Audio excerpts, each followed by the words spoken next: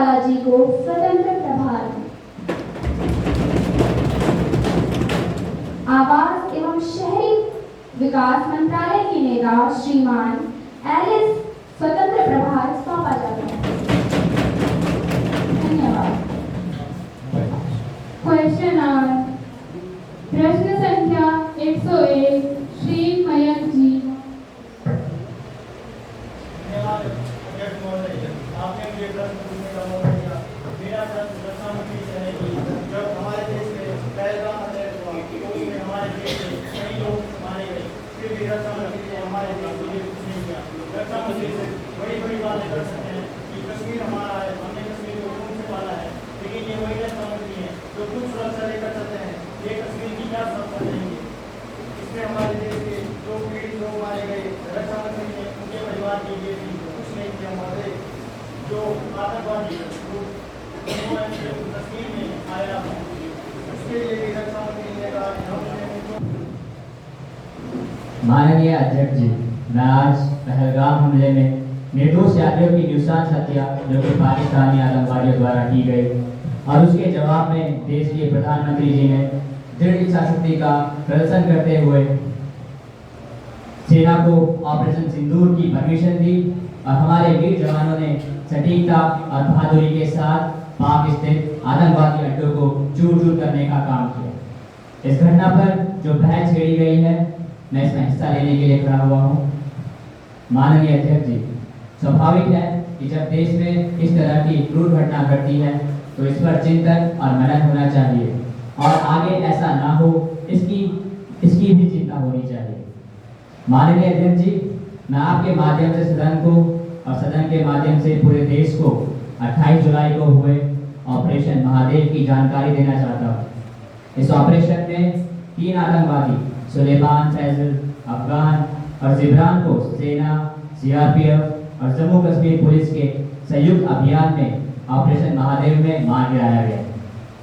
माननीय अध्यक्ष जी, सुलेमान ए श्रेणी का लश्कर ए तैयबा का कमांडर था। अफगान और जिब्रान भी ए श्रेणी के आतंकवादी थे।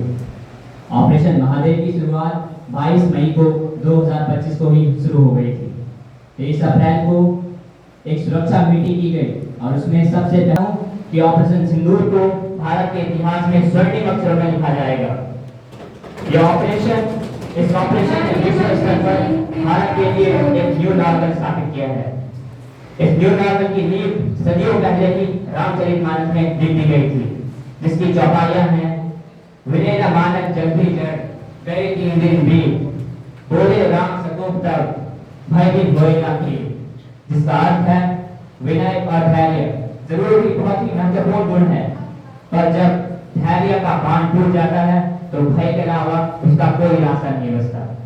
हमारी सरकार के दृढ़ संकल्प से और सेनाओं के अदम्य शौर्य की वजह से आज एक नए भारत को विश्व स्तर पर स्थापित किया गया है। क्या है ये नया भारत?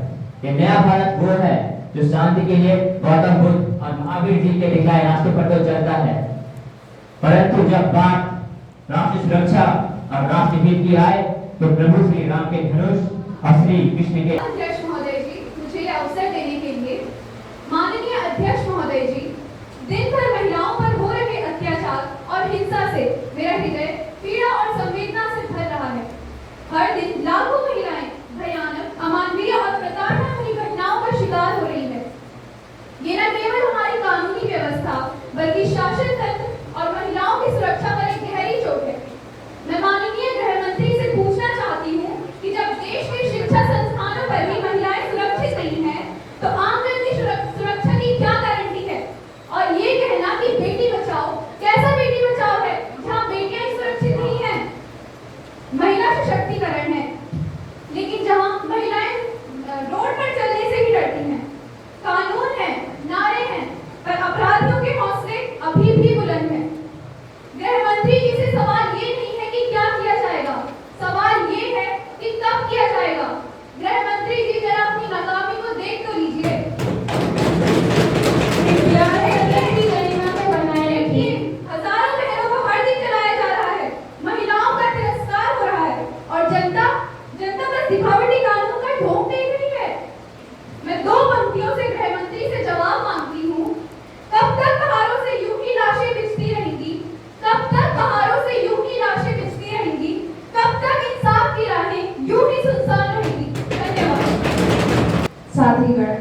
उपस्थित जनसमूह, आज यह विपक्ष महिला सुरक्षा पर सरकार से सवाल कर रहा है, लेकिन क्या यह वही विपक्ष नहीं है जो कभी सत्ता में था, तब महिलाओं की सुरक्षा के लिए पूरी तरह विफल रहा था?